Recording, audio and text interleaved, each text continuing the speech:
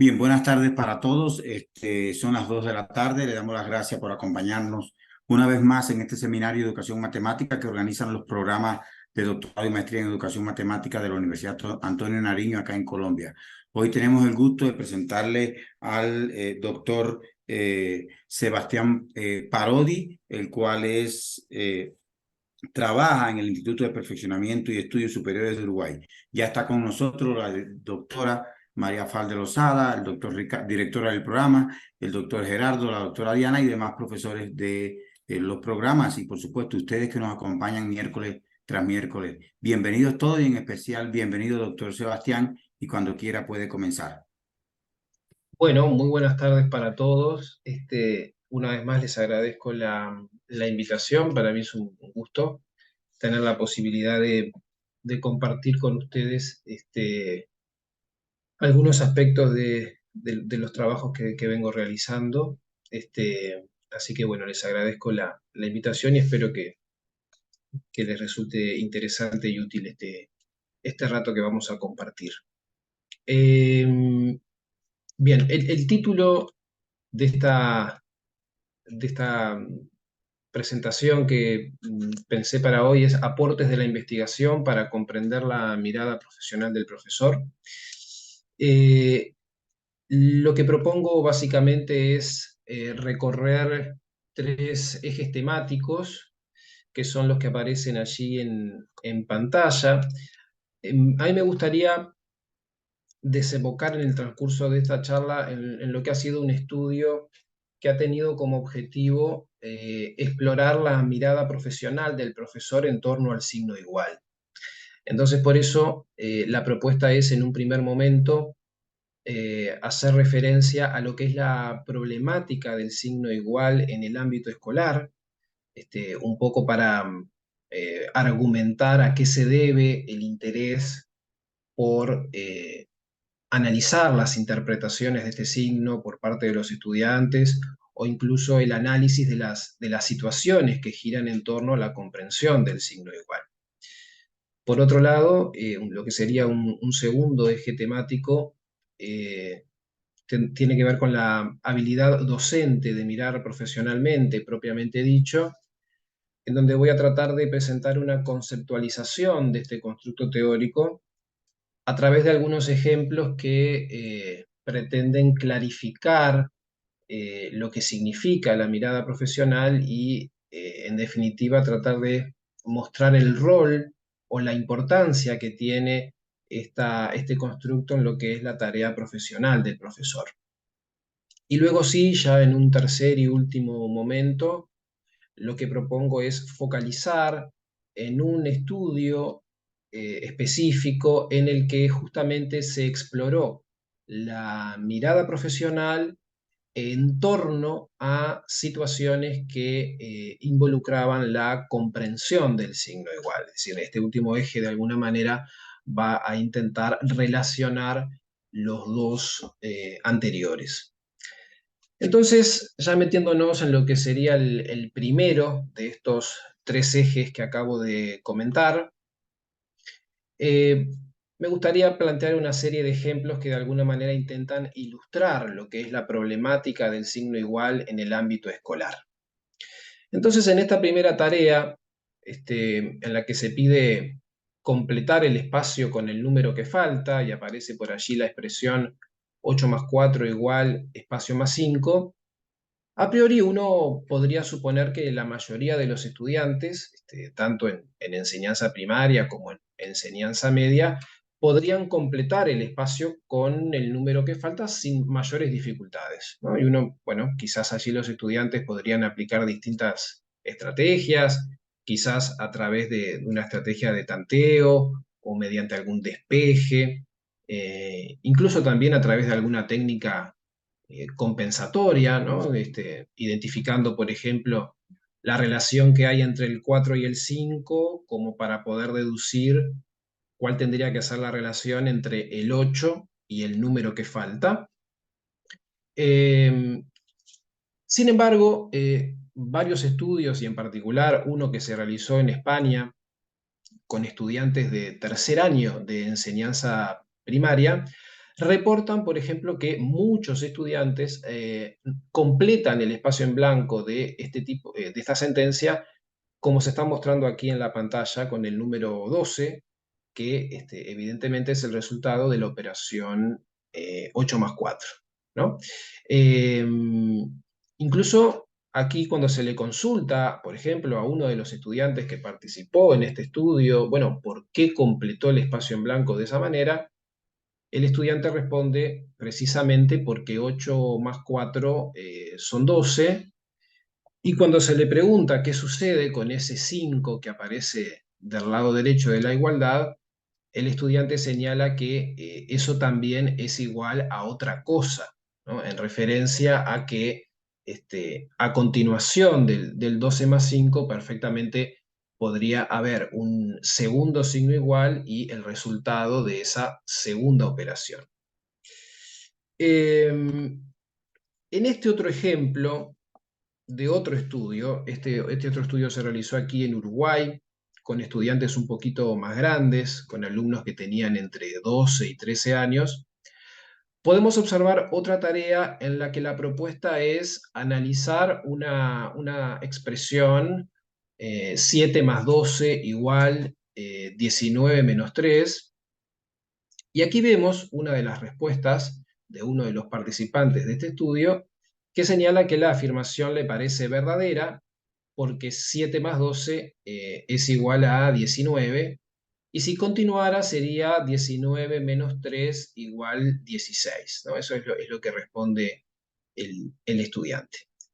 Entonces, lo que se observa en estos dos ejemplos, que en realidad es una conclusión que se desprende de los dos estudios que estoy comentando, es que tanto en un caso como en el otro, el signo de igual se está interpretando como el indicador del resultado de una operación, y no como el indicador de una relación de equivalencia.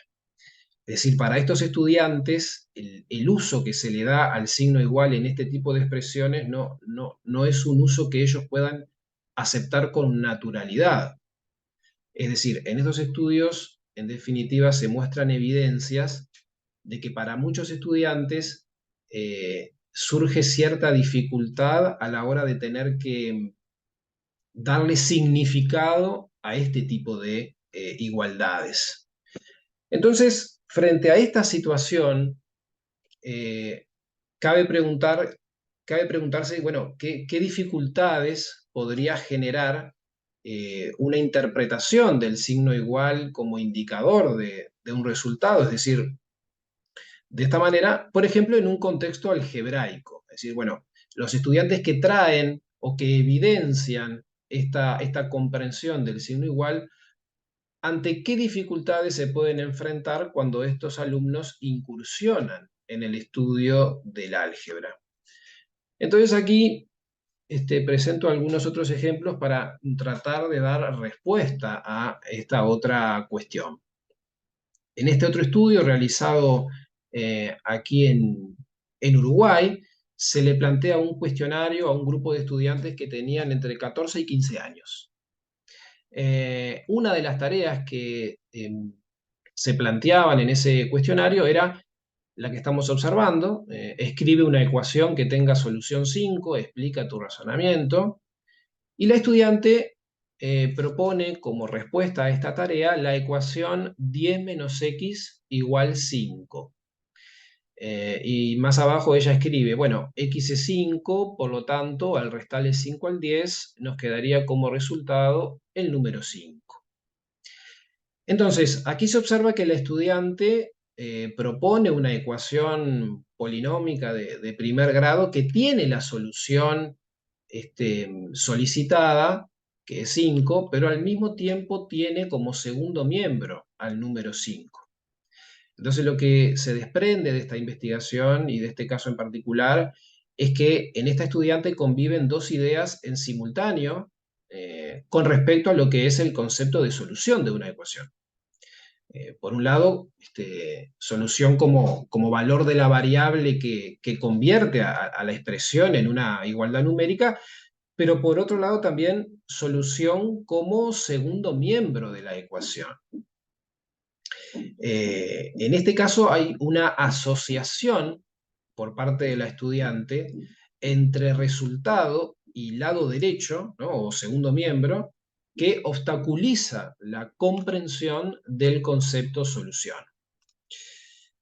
En este otro ejemplo, aparece por aquí una tarea relacionada con el concepto de ecuaciones equivalentes, y aquí también queda de manifiesto la misma dificultad que estamos comentando. La tarea en sí muestra dos ecuaciones y se pregunta si estas dos ecuaciones tienen la misma solución. Entonces, puede observarse aquí que un estudiante de este mismo estudio que participó en este mismo trabajo de investigación señala que estas dos ecuaciones no tienen la misma solución, ya que en la A el resultado es 31 y en el B es 22. Aquí se puede observar cómo vuelve a quedar de manifiesto esta idea de solución como segundo miembro. En otras palabras, tanto en un caso como en el otro hay, por un lado, una asociación entre la palabra solución y resultado, podríamos decirlo así, que sumado a un entendimiento del igual como indicador de un resultado, es lo que conduce a que la estudiante esté presentando estas dificultades a la hora de trabajar en un contexto algebraico de ecuaciones. Ahora, ¿cómo se vincula esta problemática que estamos ejemplificando, por ejemplo, con las propuestas que aparecen en los libros de texto, con las propuestas que uno encuentra habitualmente en los libros de texto de la matemática escolar?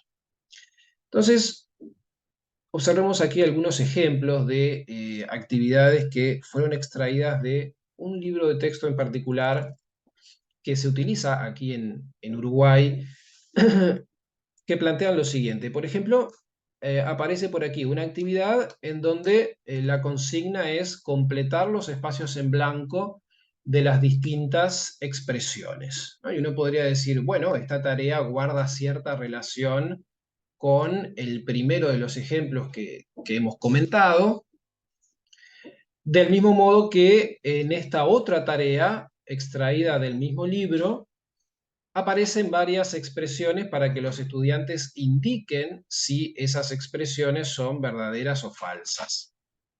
A priori uno podría decir que estas tareas guardan relación con esos mismos ejemplos que yo mostraba al principio. Sin embargo, una segunda lectura da cuenta de que tanto en la actividad aquí numerada con el 23 como en esta actividad numerada con el 9, la estructura de cada expresión responde a una manera operacional de interpretar el signo igual. Es decir, en ambas actividades, el igual se está utilizando desde el propio diseño de la tarea, el igual se está utilizando para indicar el resultado de una operación. Aunque la propuesta planteara lo mismo que las anteriores, es decir, completar espacios en blanco o analizar ciertas expresiones para ver si son verdaderas o falsas, la propia estructura de cada una de estas expresiones de alguna manera promueve o refuerza esa interpretación operacional del signo igual que luego genera dificultades al incursionar en el estudio del álgebra. Lo mismo sucede con esta otra tarea, en donde aparecen por allí tres columnas. En la primera columna una serie de números, en la segunda columna aparecen signos de distintas operaciones y en la tercera columna aparecen resultados. Entonces lo que se propone en esta tercera tarea es que los estudiantes, entre los números que están en la primera columna y los signos que están en la columna del medio, logren generar una combinación de operaciones que den como resultado el número que está en la tercera columna. Entonces, una vez más, se refuerza esta idea de interpretar el igual como indicador del resultado de una operación o como una señal de que hay que hacer una operación. Una pregunta más que podríamos formularnos respecto a esto es, bueno, frente a esta problemática del signo igual, ¿cómo reaccionan los docentes y cómo reaccionan los futuros docentes frente a la tarea de analizar producciones de estudiantes que evidencian esta interpretación operacional del signo igual? Y entonces aquí eh, aparece, por ejemplo, este caso que me parece súper interesante, está extraído de unos manuales que fueron realizados por inspectores de enseñanza primaria de aquí de Uruguay. Es un manual que es, bueno, que se distribuye después entre los docentes con el fin de aportar elementos que orienten la enseñanza de la matemática en el ámbito de primaria. Y en esos manuales, entre otras cosas, se analizan algunas tareas, se realiza un análisis didáctico de ciertas tareas e incluso se sugieren determinados abordajes de esas tareas.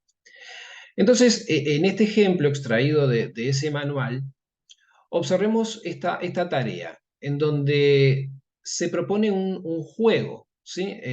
Con tres dados y una tabla como la que se muestra.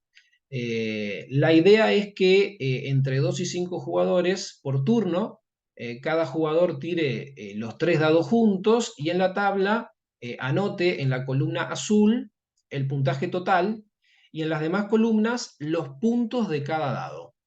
Entonces después gana el jugador que logra repetir tres veces el mismo puntaje. A priori, cuando uno se enfrenta a esta tarea, podría suponer que esta es una buena opción, una buena alternativa, una buena tarea para promover otras interpretaciones del signo igual, es decir, para enriquecer la interpretación del signo igual porque de alguna manera van a estar involucradas distintas expresiones que refieren a un mismo número, ¿verdad? Dependiendo de los números que salgan en los dados, uno podrá ir formando determinados números de distintas maneras, mediante distintas sumas. Entonces, esto daría lugar a discutir con los estudiantes distintas maneras de representar un mismo número y, por tanto, se podría allí interpretar el signo igual de otras maneras que escapen a esta lógica de operación igual resultado. Cuando en este manual se analiza esta tarea, se trae a discusión el abordaje que hizo una docente de enseñanza primaria al plantear esta tarea con sus estudiantes. Lo que se observa en este pizarrón, en lo que sería el pizarrón de la docente, es que aquí se desaprovecha de alguna manera la oportunidad de poder interpretar al igual como un signo, como el indicador de una relación de equivalencia, ¿no? ¿Por qué? Porque en todas las expresiones aparecen las operaciones a la izquierda y el resultado a la derecha, cuando lo conveniente hubiese sido de pronto relacionar por ejemplo, el 6 más 3 más 4 igual a 5 más 5 más 3. Y cuando los inspectores de matemática se refieren a este abordaje de la docente de primaria en este manual, observen que sus comentarios son los siguientes. Dice, las actividades no son secuencias lineales. Secuenciar las actividades por tipos o familias que habiliten avances sería como una de las sugerencias. Entonces, sin entrar mucho en el detalle de qué es lo que quisieron decir aquí, lo cierto, lo que queda claro, es que ni la propia docente cuando realiza la puesta en común de esta tarea, ni los inspectores de matemática cuando analizan esta intervención, aluden en forma explícita a la importancia de la interpretación del igual. Es algo que pasa totalmente inadvertido, lo que da cuenta de la invisibilidad que tiene esta problemática en el ámbito escolar. Incluso podríamos seguir planteando algunos ejemplos más que dan cuenta de esta invisibilidad de la problemática. Cuando analizamos, por ejemplo, este estudio realizado en Estados Unidos con estudiantes que se estaban preparando para ser maestros, a estos estudiantes se les propuso analizar producciones de alumnos de primaria. Y fíjense cómo aquí ocurre lo siguiente. La tarea que tienen que analizar los participantes de esta investigación es la siguiente. 16 más 15 igual 31 es verdadero. Entonces, se pregunta si 16 más 15 menos 9 igual 31 menos 9 es verdadero o falso. Entonces, un escolar responde que esto es falso porque si restás 9 no puede seguir siendo igual a 31. Es decir, aquí el escolar deja en evidencia nuevamente una interpretación operacional del igual, no toma en cuenta este otro menos 9 y no acepta esta expresión porque justamente las operaciones que quedaron planteadas a la izquierda dejan de ser igual al 31, que es el primer número que está después del igual. Cuando esta producción se le muestra a los participantes de esta investigación y se les pregunta qué opinan acerca de esta producción, uno de los futuros maestros responde que realmente no sabe lo que pensó el estudiante y maneja la posibilidad de que quizás el alumno no haya observado el menos 9 del lado derecho, es decir, quizás fue una distracción visual. Es lo único que se me ocurre, es lo que dice por acá este participante. De la misma manera, cuando se enfrenta a los futuros docentes a corregir tareas que involucran la interpretación del signo igual, fíjense cómo aquí la docente dice, te apuraste, realizaste la suma sin tener en cuenta que le debes agregar un 1 al resultado. O incluso en este otro caso, en donde sencillamente se valida, se considera correcta la situación, cuando en realidad la interpretación operacional del signo igual hace que la tarea en sí sea incorrecta. Entonces, veamos cómo en estos ejemplos que muestro, quedan en evidencia dificultades para interpretar las producciones de los estudiantes, las respuestas de los estudiantes, dificultades para poder justamente encontrarle significado a los errores que cometen los alumnos en este tipo de situaciones. En el ejemplo de la izquierda se habló de una distracción visual. En el ejemplo de la derecha se habló de un apuro, pero en realidad no fue ni una distracción visual ni un apuro. Tiene que ver con una forma de entender el signo igual, con todo lo que eso significa. Entonces, un poco para cerrar este primer eje temático, este primer bloque de los tres que yo proponía al comienzo de esta presentación, observamos, por un lado, una tendencia de los estudiantes de distintos niveles educativos a interpretar el signo igual como el indicador del resultado de una operación. Eso lo fuimos visualizando en el correr de los distintos ejemplos que hemos compartido. Por otro lado, parece haber una relación entre las interpretaciones del signo igual y algunas de las dificultades que muestran los estudiantes cuando comienzan a estudiar con el álgebra. Lo vimos en el caso de la alumna que planteaba una ecuación de solución 5 que también tenía al 5 como segundo miembro. Y por otra parte vemos, vemos que esta problemática es invisible, ¿sí? O sea, lo que visualizamos es la invisibilidad de la problemática del signo igual, no solamente en los libros de texto, lo cual se desprende del análisis de las tareas que se presentan en estos libros, sino también por parte de docentes que están en servicio o en docentes que están en formación y de distintos niveles educativos, tanto docentes de enseñanza primaria como de enseñanza secundaria. Entonces, dada esta problemática del signo igual, la pregunta es, ¿cómo se relaciona esta problemática con la habilidad docente de mirar profesionalmente? Y entonces esta pregunta nos conduce a lo que sería el segundo eje temático de los tres que yo proponía. Y para eso los invito a, durante 20 segundos, salir de lo que es el ámbito escolar y analizar esta imagen. Durante 10 segundos, analizar esta imagen para aproximarnos a una primera idea de lo que es la mirada profesional. Cuando uno observa esta imagen, probablemente lo primero que identifica es que se trata de naranjas, ¿sí? Lo primero que uno ve en esta fotografía es que aquí hay naranjas. Si uno empieza a afinar un poco la mirada, podrá también darse cuenta de que las naranjas están cortadas de distintas maneras, es decir, uno empieza a observar uno de los atributos de estas naranjas, es decir, la forma en que están cortadas, y empieza a comparar los cortes de una naranja con los cortes de otra.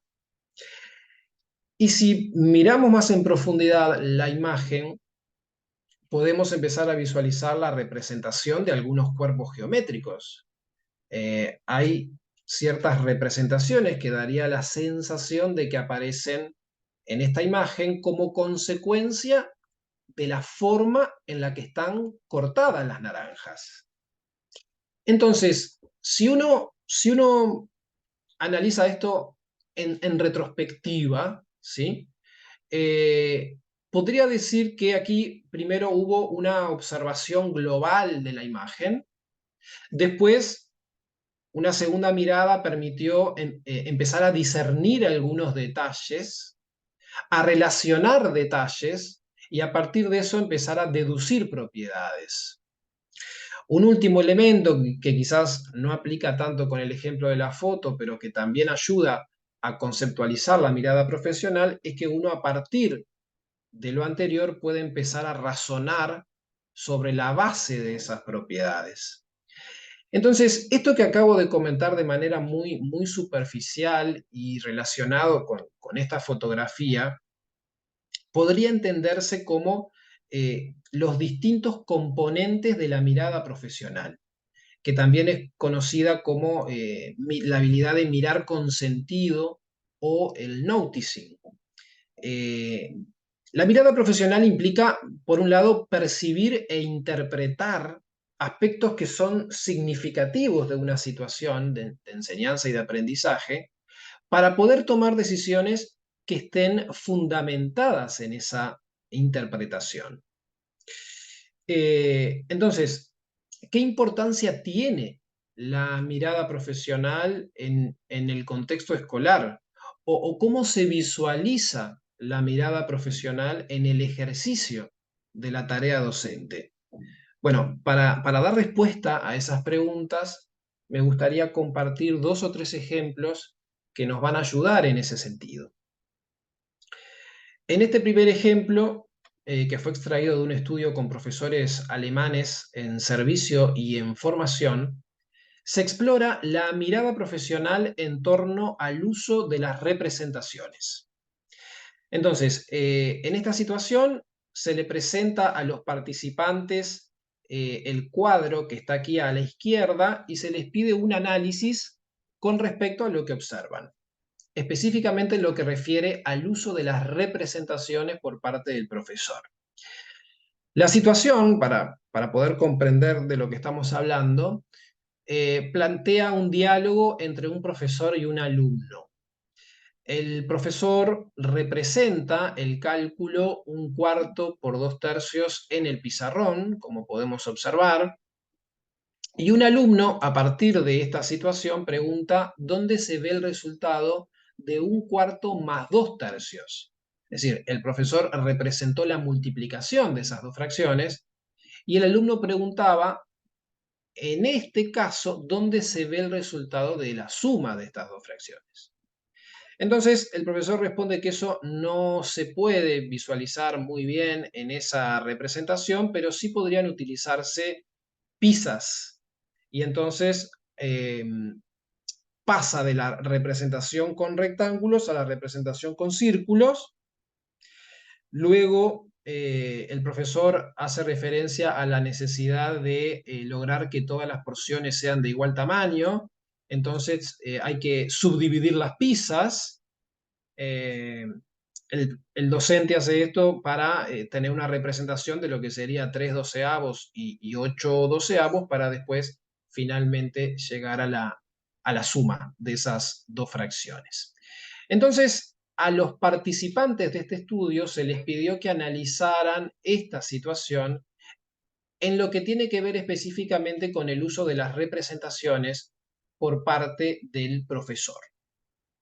Entonces, por ejemplo, uno de los participantes dijo que el profesor debería haberse quedado con la representación del rectángulo, porque la pregunta del alumno se refería a esa representación.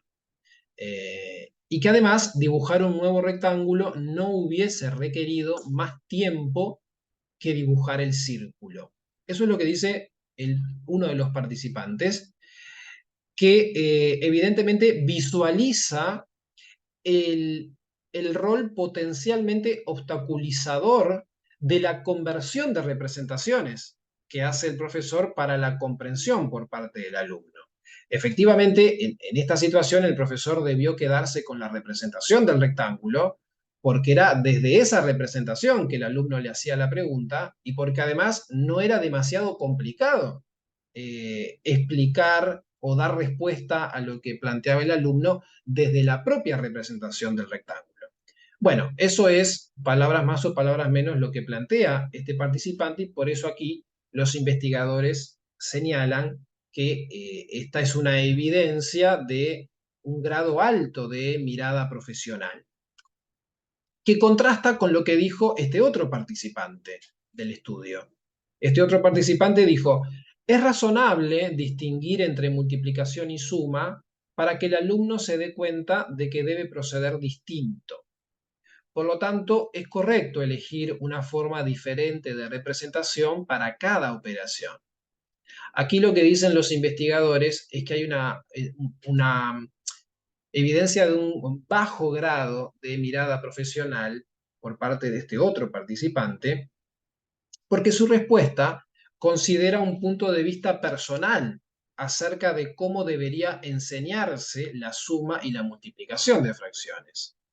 Entonces aquí podemos ver cómo contrasta una respuesta con la otra en lo que sería la mirada profesional en torno al uso de las representaciones en la clase.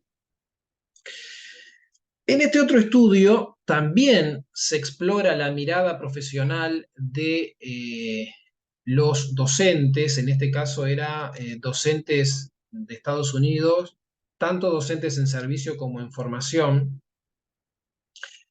Pero la diferencia con el caso anterior es que aquí el foco no está puesto en las representaciones, sino en el pensamiento matemático de los alumnos. Entonces, a los participantes se les muestra un video en el que dos niños resuelven un problema relacionado con la adición, un problema aditivo, mejor dicho, y se pide explicar lo que se aprendió sobre la comprensión matemática de estos niños. Entonces, la tarea en sí era esta, es decir, en la clase hay 19 niños y solo 7 se compran el almuerzo. ¿Cuántos niños traen el almuerzo desde casa? Esta es la tarea. Y entonces, en el video que se le muestra a los participantes, se observa a dos niños que tenían entre 6 y 7 años y que trabajando en parejas, frente a esta tarea, escriben 19 menos 7 y luego utilizan sus dedos para descontar 7 de 19. Es decir, 19, 18, 17, empiezan a hacer así, con ayuda de los dedos, hasta haber descontado 7 de 19. Eso es lo que muestra el video. Y este video se le muestra a los participantes para que analicen cuál es el pensamiento matemático de estos niños frente a la tarea que está siendo resuelta. Entonces, uno de los participantes frente a esta consigna dice, estos niños entienden que el problema es de sustracción y por eso hacen la resta. Ellos no necesitan contar de 7 a 19, sino que utilizan sus dedos para contar hacia atrás desde 19. Restan descontando 7 a 19. Parecen tener un buen sentido numérico. Este participante podemos observar que destaca varios elementos matemáticos que son relevantes en la situación que está siendo analizada, y esos elementos justamente son los que permiten inferir la comprensión matemática que tienen estos niños. Este participante número 1 destaca, por ejemplo, la estrategia de conteo hacia atrás, que es un aspecto matemático importante. Y eso es lo que a este participante le permite deducir que estos niños tienen un buen sentido numérico, o sea, que alude a la comprensión matemática de estos niños. Entonces aquí los investigadores dicen que hay un alto grado de evidencias de mirada profesional, que contrasta, una vez más, con lo que plantea este otro participante. Frente a la misma situación, este participante dice, es importante permitir a los estudiantes diferentes herramientas para resolver los problemas matemáticos, porque eso les permite elegir el camino más fácil. El maestro potencia la comunicación entre los alumnos, los escucha y respeta sus palabras. Observemos aquí cómo la respuesta de este otro participante eh, incluye comentarios de carácter general acerca de lo que podría llegar a ser la enseñanza o el aprendizaje de la matemática. Es decir, el foco no está puesto en los aspectos, los elementos matemáticos relevantes de la producción que está siendo analizada y por tanto no se realizan inferencias acerca de la comprensión matemática que están mostrando estos niños. Entonces, el participante número 2, de acuerdo a lo que plantean los investigadores de este estudio, muestran un bajo grado de mirada profesional, pero ahora no con respecto al uso de las representaciones, sino, como dije hace un rato, con respecto al pensamiento matemático de los niños.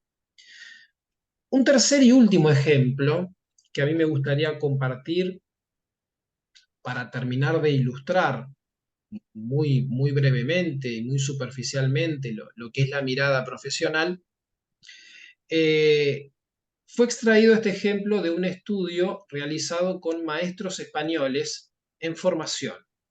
Y aquí también se explora la mirada profesional con respecto al pensamiento matemático de los alumnos. La tarea, en este caso, refiere a, bueno, es una tarea típica de generalización, en donde aparece por allí unos dibujos, se muestran una mesa y 4 sillas, después, bueno, qué pasa con 2 mesas, qué pasa con 3 mesas, se plantean varias preguntas con el objeto de que los estudiantes logren generalizar, que puedan obtener una regla que relacione el número de mesas y el número de sillas. La producción que se analiza parte de la base de 4 mesas que se dibujan en forma separada. Entonces, el resto de las respuestas son coherentes a esa representación. Cuando se le pregunta a los participantes de este estudio qué opinan acerca de esta producción, uno de los participantes dice, considera un patrón incorrecto porque dibuja las mesas separadas, entonces tiene sillas de más. Presenta un grado de comprensión bajo porque se equivoca con la estructura espacial. Lo ayudaría con materiales manipulativos, como las mesas y sillas de clase, para que visualice mejor la coordinación entre lo espacial y lo numérico. Este participante, que evidencia un alto grado de mirada profesional, destaca varios elementos, al igual que en el ejemplo anterior, varios elementos matemáticos que son importantes, que son relevantes en lo que es la producción de este estudiante, como lo es, por ejemplo, el asunto de la estructura espacial o como es la coordinación entre lo espacial y lo numérico, que contrasta con lo que plantea este otro participante, que dice, dibuja mal las mesas, porque las separó y no debió haberlo hecho. No ha sabido hacer ningún apartado bien. Le ayudaría para que no se desanimara y siguiera intentándolo. En esta otra intervención vuelven a aparecer aspectos genéricos que no están estrictamente relacionados con la producción que se está analizando. Se habla en términos de bien o mal, se valora la producción del estudiante en términos binarios, ¿sí? O sea, bien o mal, sin destacar aquellos aspectos matemáticamente relevantes que podrían de alguna manera eh, aportar a interpretar la comprensión matemática de estos niños. Y este tercer ejemplo lo incluí porque si bien refiere a la mirada profesional del pensamiento matemático de los alumnos, igual que el caso anterior, presenta un agregado que tiene que ver con la destreza de decidir. Es decir, porque a estos participantes no solo se les pidió que interpretaran la comprensión de estos niños, sino que además comentaran qué intervención tendrían a partir de lo que estos niños muestran como para ayudarlos en su aprendizaje. Entonces, fíjense que mientras que el participante número 2 dice que lo ayudaría con materiales manipulativos y él allí explica por qué, el otro participante dice le ayudaría para que no se desanime y que lo siga intentando, como una cuestión más emocional, pero que no apunta a lo central del asunto, a la dificultad específica que están mostrando los niños en este caso. Entonces, con estos tres ejemplos, y ya para cerrar este segundo eje temático de los tres que proponía, a mí me gustaría señalar que la mirada profesional del pensamiento matemático de los alumnos está constituida por lo que son tres habilidades, que son percibir las estrategias de los estudiantes, interpretar la comprensión matemática que emerge de esas estrategias y por otra parte decidir a partir de esa interpretación. En definitiva, la mirada profesional implica utilizar el conocimiento matemático para la enseñanza que tiene el docente para dar explicación a los fenómenos didácticos y para poder tomar decisiones que favorezcan el aprendizaje de los alumnos, pero decisiones que estén fundamentadas. Parecería ser que la mirada profesional entonces, en la medida en que pueda ser desarrollada, aporta elementos al docente para, para que sus decisiones estén apoyadas en evidencias. Entonces, sostenemos que es una habilidad esencial del quehacer profesional del docente, porque justamente brinda herramientas para tomar decisiones fundamentadas que favorezcan el aprendizaje de los estudiantes. Ahora, de acuerdo a los ejemplos que hemos estado señalando, parecería ser que la mirada profesional no es un atributo que necesariamente se obtenga al egresar de un instituto de formación docente o de una universidad de la educación, o no es una habilidad que necesariamente se desarrolle espontáneamente al desempeñar la tarea profesional durante muchos años, sino que es una habilidad que debe ser atendida específicamente. Lo que yo quiero decir es que un docente puede tener mucha experiencia o incluso mucha formación, pero si no ha reflexionado o no ha trabajado en un aspecto específico, por ejemplo, del pensamiento matemático de los alumnos, no tiene por qué haber desarrollado la mirada profesional en torno a ese tópico en particular. Entonces, como dice aquí, la formación académica y la experiencia profesional no aseguran el desarrollo de la mirada profesional. Y ante esta situación, entonces, nos preguntamos cómo se aprende la mirada profesional, cómo se construye la mirada profesional. Es decir, cuáles son las fuentes de las que se nutre el desarrollo de la mirada profesional.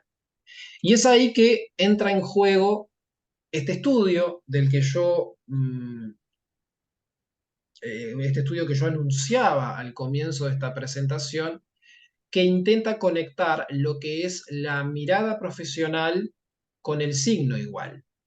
En este estudio, justamente el objetivo fue explorar la habilidad de mirar profesionalmente de los estudiantes de profesorado que cursaban el último año de la carrera de profesor en un instituto de formación docente de Uruguay y que tenían un grupo a cargo en la enseñanza media al participar en una experiencia de formación en torno a situaciones que involucran al signo igual. Entonces, en este estudio, como decía, participa un grupo de 9 estudiantes que estaban realizando el último año de la carrera de profesor, y lo que se hace es diseñar e implementar un experimento de enseñanza eh, que constó de un cuestionario y de una intervención de aula. El cuestionario se respondió de manera individual durante una hora reloj y tenía 2 actividades. A la semana siguiente tuvo lugar una intervención de aula en donde los 9 estudiantes fueron distribuidos en 3 equipos de 3 estudiantes cada uno y se les presentó una secuencia especialmente diseñada, una secuencia de 7 actividades para discutir en equipos y para después poder realizar una apuesta en común. La dinámica fue entregar la primera actividad, que los distintos equipos la trabajaran, luego se realizó una apuesta en común que fue videograbada, luego se entregó la segunda actividad y la misma dinámica, y así sucesivamente hasta abordar la totalidad de la secuencia. Las 7 actividades de esta secuencia que yo comento, las 7 actividades, refieren al caso de una estudiante de 12 años que resuelve distintas tareas que involucran la comprensión del signo igual. Entonces, a los futuros profesores que participaron de este estudio, se les fue formulando distintas preguntas para guiar el análisis de cada una de esas situaciones. Entonces, en la actividad 1, por ejemplo, se plantea una de las tareas que yo mencioné durante el primer tramo de esta presentación, una tarea que involucra ecuaciones equivalentes y en la que se le pregunta a la estudiante si estas 2 ecuaciones tienen la misma solución. En el caso que se analiza aquí, se observa que la estudiante resuelve la ecuación de la izquierda, verifica en la ecuación de la derecha, pero no responde a la pregunta de la tarea. Entonces, a los participantes se les pide analizar la producción de la alumna, también se les pide pensar qué devolución le harían a la estudiante, y por último, se les pregunta cuál les parece que sería la respuesta de Rocío a la pregunta que se formula en esta tarea. Entonces, en esta primera actividad, los distintos equipos van discutiendo, luego se hace la puesta en común, y los estudiantes de profesorado empiezan a decir cosas como las que aquí están detalladas, resaltadas en color celeste. Por ejemplo, que no está muy bien hecho el planteo de Rocío, o que le faltan algunas igualdades en la segunda ecuación, o que la verificación no es la ideal, o incluso dicen también que se entiende que la alumna tiene la idea, suponen que va a responder que sí, o sea que las 2 ecuaciones tienen la misma solución, pero que el igual no lo escribe. Estas son algunas de las primeras respuestas, de los primeros comentarios, las primeras reacciones que tienen los estudiantes de profesorado que participaron de este estudio al analizar esta producción, esta primera producción. Entonces hasta aquí lo que uno podría señalar es que hay un bajo grado de las destrezas de percibir y de interpretar, porque la principal preocupación de los estudiantes de profesorado es simplemente la ausencia de un signo de igual en la verificación que realiza Rocío. De alguna manera el foco está puesto en el lenguaje simbólico matemático, pero eso desvía la atención del hecho de que la alumna efectivamente obtuvo una igualdad numérica. Entonces, es tal el foco que hacen los participantes en esa cuestión que no se formulan preguntas, o sea, en esta etapa inicial de la secuencia, no se formulan preguntas acerca del entendimiento de los conceptos involucrados por parte de la estudiante. De hecho, se asume que la alumna lo comprende todo. En la segunda actividad de la secuencia, una vez que se realizó la puesta en común de la primera, se plantea una segunda actividad en donde a los estudiantes de profesorado se les ofrece más información. En particular, se les brinda la respuesta que dio la alumna a esta actividad, en donde la estudiante dice que la primera ecuación tiene solución 31 y la segunda 22, que era el caso que comentábamos hoy más temprano. Entonces aquí, frente a la pregunta específica, por ejemplo, bueno, ¿cómo ayudarías a esta estudiante? ¿Qué devolución le harías? Si le harías la misma devolución que antes. Algunos estudiantes dicen que en vez de poner el -9 del lado derecho, pondrían una menos x. Entonces, con ese cambio, la ecuación no quedaría igual a un número, y entonces ahora le preguntarían cuánto da o cuánto dan esas dos ecuaciones. Eso es lo que plantean estos estudiantes. Entonces aquí también se observa un bajo grado de la destreza de decidir, porque se propone modificar una de las ecuaciones que tiene la tarea para que Rocío no vuelva a cometer el mismo error. En otras palabras, lo que estos participantes, lo que estos profesores en formación intentan es evitar el error de la alumna en lugar de tomar una decisión que a ella le permita identificar el error y poder superarlo. Entonces, por eso decimos que aquí hay un grado bajo de evidencias de la destreza de decidir. Pero entonces, esta secuencia continúa. Yo comentaba, son 7 tareas en total.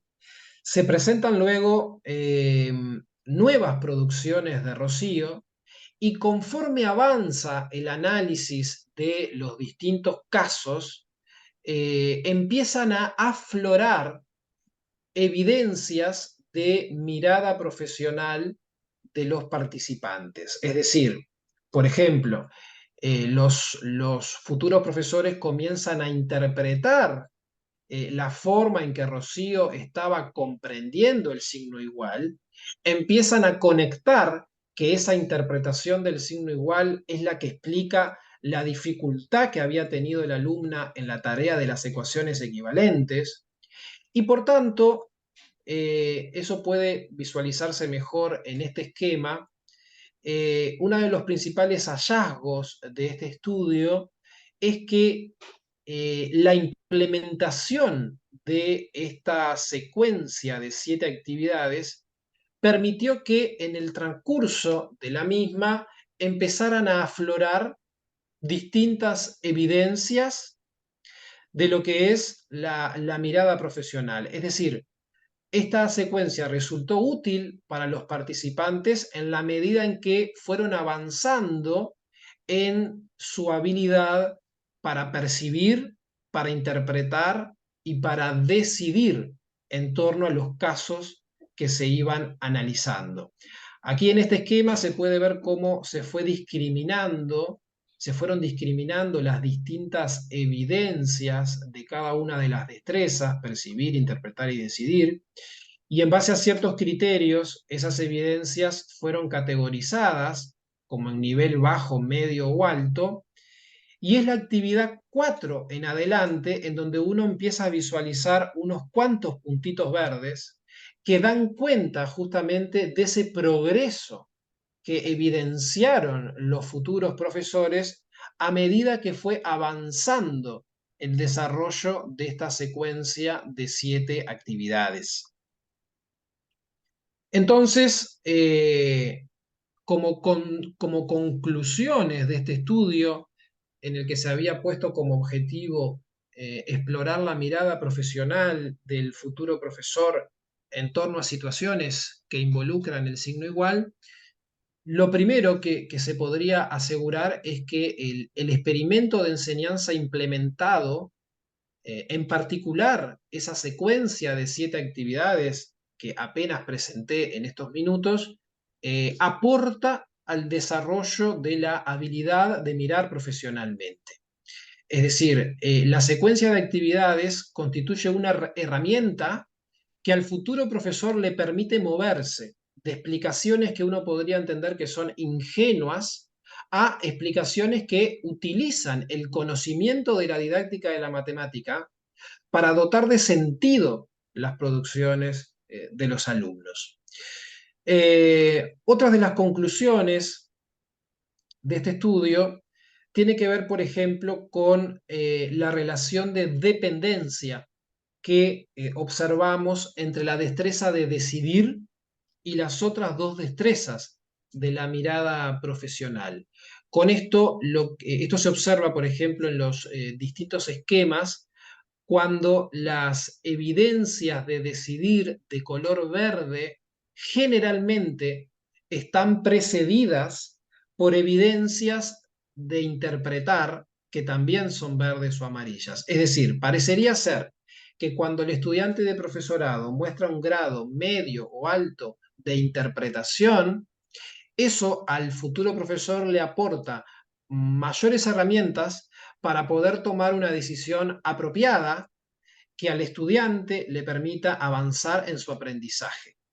Parecería ser que las destrezas de percibir y de interpretar proveen mejores condiciones para lo que es la destreza de decidir. Y para terminar, también señalar que el desarrollo de la mirada profesional, de acuerdo a las evidencias obtenidas en este estudio, no es lineal. Y con eso nos referimos a que, si bien desde la actividad 4 en adelante empezaron a aflorar distintas evidencias que dieron cuenta de un progreso por parte de los futuros profesores, nos encontramos que en la actividad número 7 vuelven a caer los profesores en comentarios de carácter general que no dan cuenta de un alto grado de evidencias de la mirada profesional. Por tanto, esto, y ya para concluir, refuerza la necesidad de atender los resultados de investigación para diseñar insumos específicos que realmente favorezcan el desarrollo de la mirada profesional, por ejemplo, en ámbitos de formación docente. Entonces, hasta aquí lo que yo me había propuesto compartir en este rato y por supuesto yo ahora quedo a disposición para poder conversar, dialogar ante preguntas, comentarios o simplemente reflexiones que se quieran socializar a partir de lo que hemos presentado. Muchas gracias por su atención. Muchas gracias, doctor Sebastián. Y ahora para todos tenemos un espacio de unos 15 minutos de preguntas. Está abierto el micrófono, todos tienen el micrófono. Pueden hablar o simplemente a través del chat. Doctora Ana, ¿quería hacer alguna pregunta? Bueno, sí, yo voy a comentarle a Sebastián, me parece muy interesante el trabajo en el sentido de analizar las producciones de los alumnos y, y lo que es más, transparentar la forma de pensamiento de los maestros y de los futuros docentes, ¿no es cierto? Porque están en el instituto en periodo de formación. Pero me preocupa mucho que esto se haga solamente en el último año a través de una investigación que trabaja con un caso particular como es el signo igual. Me parecería que a estos maestros, a estos futuros docentes, no solo le falta una mirada didáctica, le falta una mirada matemática, y que la responsabilidad también cuadra en los profesores de la escuela secundaria que tuvieron y en los profesores del Instituto de Formación Docente, porque estas problemáticas con las ecuaciones y las malas interpretaciones no es un problema didáctico, es un problema matemático. Así que me parece que tendríamos que acudir a presentar estas dificultades, a ver esto mucho antes en la práctica compartida en las clases de matemáticas de los institutos de formación docente. Creo que a estos docentes les falta esa mirada del otro porque no tuvieron la mirada de sus pares y de sus propias prácticas. Y quizás por eso no puedan mirar lo que hacen los niños. Les cuesta, es un trabajo que no es sencillo, pero a mí me preocupa, permítanme decirlo, esto de que veo que las interpretaciones tienen unos errores matemáticos, no los alumnos, los docentes. Y eso me parece que es tardío a trabajarlo en el último año del instituto. Esa era mi opinión, pero me parece valioso que estas cosas se muestren y que se entienda que la mirada profesional encierra una mirada didáctica que encierra una buena matemática. Esa era mi opinión, Sebastián. Gracias, Gracias. Ana, gracias por compartirnos tu opinión. Sí, indudablemente que la componente matemática, yo estoy de acuerdo contigo en que está presente en estas dificultades que evidencian los estudiantes de profesorado. No obstante lo cual, al ser estudiantes del cuarto año, del último año de la carrera, como tú resaltás, ya han pasado por cursos de álgebra, por cursos de análisis. Yo creo que en particular, los 9 participantes que formaron parte de este estudio eh, tenían claro, por ejemplo, el concepto de solución de una ecuación. Sin embargo, no eran capaces de interpretar cuáles eran las dificultades que estaba teniendo la alumna con respecto a la comprensión de ese concepto e incluso cuáles eran las causas, qué era lo que llevaba a ese error, ¿no? Entonces, si bien yo no discrepo contigo, eh, sí creo también que lo didáctico también estaba fallando, ¿no? Es decir, hay una cuestión matemática, pero también didáctica, que creo que acá está en juego y sin duda es toda una línea de investigación esto de tratar de discernir cómo impacta cada una de estas componentes o cómo interfiere cada una de estas componentes, la matemática y la didáctica, en este fenómeno que estamos estudiando. Nada, simplemente eso. Estoy de acuerdo contigo, pero a la vez siento que no se restringe solamente a lo matemático. O sea, desde mi punto de vista, creo que son las dos componentes que interactúan y que en definitiva explican estas dificultades de los futuros profesores. Gracias, doctora Ana y doctor Sebastián. ¿Alguna otra pregunta? Por favor, tienen el chat habilitado o simplemente hacen uso de su micrófono. Levantan la mano y hacen uso del micrófono.